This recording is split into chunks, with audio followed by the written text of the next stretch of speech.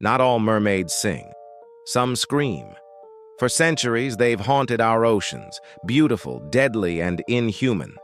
Dark mermaids weren't just tales to scare sailors. They were omens, harbingers of doom that drowned entire civilizations. So what were these creatures? And is there any truth behind the myths? Join me today as we explore 5 dark mermaid legends that drowned entire civilizations.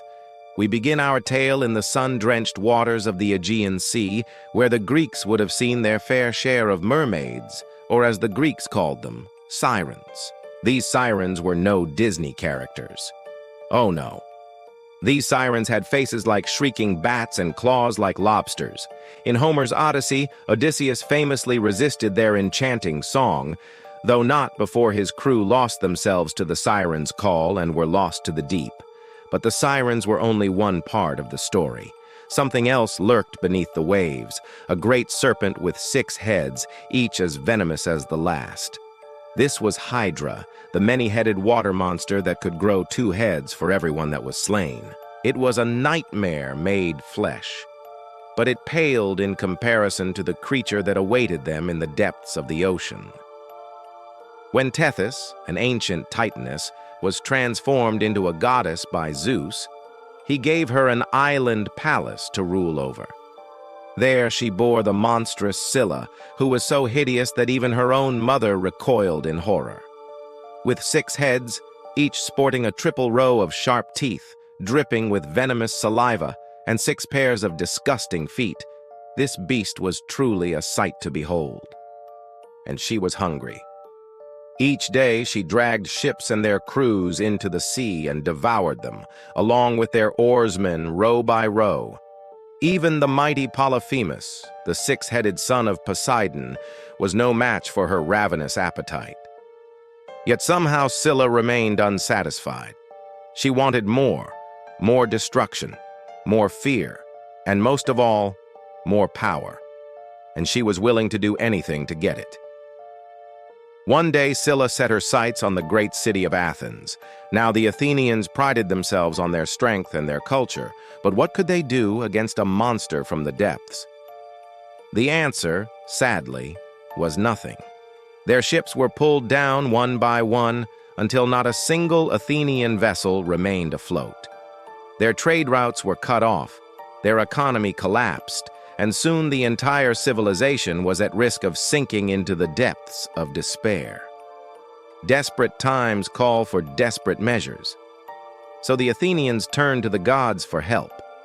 Now, Athena was a wise goddess, but even she couldn't come up with a way to defeat Scylla directly.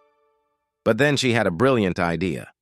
What if instead of fighting fire with fire, she could fight Scylla with fear? So Athena went to work crafting a new weapon. A shield so powerful that it put an end to the monster's reign of terror once and for all. Unfortunately, it came at a steep price, because to activate the shield's power, someone had to sacrifice their life. Could anyone step up to save the city? And if so, who would it be? Stay tuned for the shocking reveal in Part 2. Next, let's venture to West Africa, where we'll meet the Mami Wata spirits. These mermaids were worshipped as deities by the indigenous tribes and were said to possess both good and evil spirits. If you happened to see a mermaid on land, it was best to steer clear, because their touch was considered highly taboo. Unlike the sirens of Greece, these mermaids weren't known for drowning sailors, but for doing far worse. In some cases, the Mami Wata took human form, often appearing as a beautiful woman with a fishtail. But don't be fooled by her beauty, because these mermaids were sinister and seductive. They would lure unsuspecting men into the water with promises of love and pleasure. And once their victims were ensnared, the mermaids drained them of their life force, leaving nothing but withered husks behind. Even worse, some mermaids possessed the power to control the minds of their victims, turning them into mindless zombies that did their bidding. It was a fate worse than death, and yet some men still fell prey to their charms. The tribes believed that the Mami Wata were dangerous, not just to humans, but to entire villages. If a mermaid chose to make a village her home, she would bring with her a plague that killed everyone in sight. The only way to escape her wrath was to flee into the forest and live a life of exile. But perhaps the scariest part of the legend is that the mermaids didn't just kill people. They also had the power to raise them from the dead. And when they did, they created abominations that craved only one thing: revenge.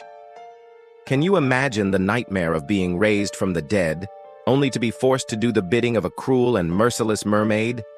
It's enough to make your skin crawl.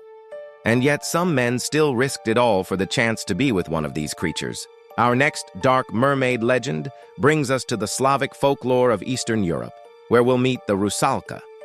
These mysterious beings were said to dwell in the darkest depths of lakes and rivers, and they had a particular affinity for places where trees grew. Tall and strong, like the weeping willows that lined the banks of the Neva River in St. Petersburg. According to legend, the Rusalka were the spirits of young girls who had drowned in the water, and once they were trapped there, they were forced to live for eternity. As we can imagine, these mermaids were not exactly happy with their fate, and they carried a deep resentment towards humanity. To make matters worse, they were constantly tormented by the dryads, the tree nymphs who lived in the trees surrounding the water. The dryads were jealous of the Rusalka's beauty and would mock them relentlessly, taunting them with whispers and rustling leaves. The Rusalka tried everything they could to escape their tormentors, but the dryads were simply too powerful to defeat. As a result, the Rusalka became increasingly bitter and vengeful, and they began to plot ways to strike back at those who had wronged them. And so the Rusalka began to haunt the humans who lived near the water. They would appear to them in the form of beautiful women and tempt them into the water with promises of love and passion. But once their victims were in the water, the Rusalka revealed their true forms and dragged them down to their watery graves. Some say the Rusalka were also responsible for causing ships to sink and for dragging fishermen out to sea. No one was safe from their wrath, and the humans living near the water were constantly in danger. Our next tale takes us to the heart of the Brazilian Amazon, where the Yara, a terrifying mermaid, lurked in the murky depths. Her legend was so terrifying that it inspired stories across South America. Known for her mesmerizing green eyes and enchanting voice, the Yara was said to lure unsuspecting sailors and indigenous people alike into the water with promises of treasure and adventure. But once her victims were in the water, she would reveal her true form, a horrifying monster with the upper body of a woman and the tail of a fish.